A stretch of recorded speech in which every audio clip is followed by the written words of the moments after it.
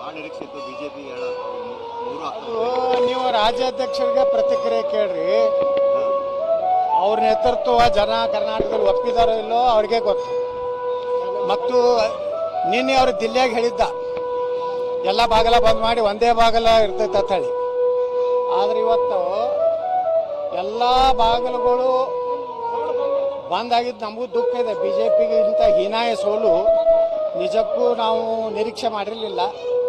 ಆದರೆ ಇದೆಲ್ಲ ಒಳ ಒಪ್ಪಂದದಿಂದ ಕರ್ನಾಟಕದಲ್ಲಿ ಭಾರತೀಯ ಜನತಾ ಪಾರ್ಟಿ ಈ ಸ್ಥಿತಿಗೆ ಬರ್ತಾ ಇದೆ. ಇನ್ನಾದರೂ ಹೈಕಮಾಂಡದವರು ಈ ರಾಜ್ಯಕ್ಕೆ ಉಸ್ತುವಾರಿ ಆಗ್ತಾರಲ್ಲ, ಪ್ರಾಮಾಣಿಕರನ್ನ ಸ್ವಲ್ಪ ಸಂಸ್ಕಾರ ಇದ್ದವ್ರನ್ನ ಹಾಕಲಿ.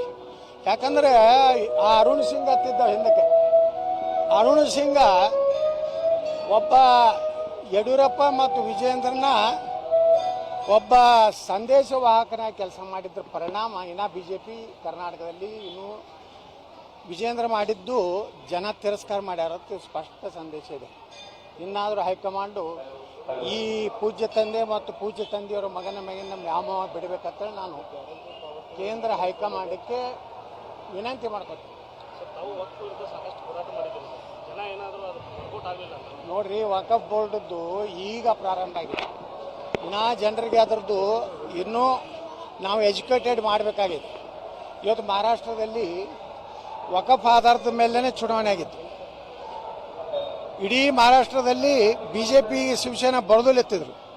ಉದ್ಧವ್ ಠಾಕ್ರೆ ಔರಂಗಜೇಬನ ಸಮಾಧಿಗೆ ಹೋಗಿ ನಮಸ್ಕಾರ ಮಾಡಿ ಬಂದ. ಅಲ್ಲಿಗೆ ಉದ್ಧವ್ ಠಾಕ್ರೆನ ಮುಗಿಸಿದ್ರು ಜನ.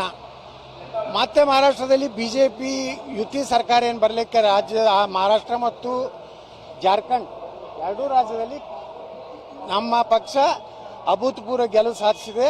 ಕರ್ನಾಟಕದಲ್ಲಿ ಹೀನಾಯ ಸೋಲು ಕಾಣಲಿಕ್ಕೆ ಪೂಜ್ಯ ತಂದೆ ಮತ್ತು ಪೂಜ್ಯ ತಂದೆಯ ಕಿರಿಯ ಮಗ ಕಾರಣ.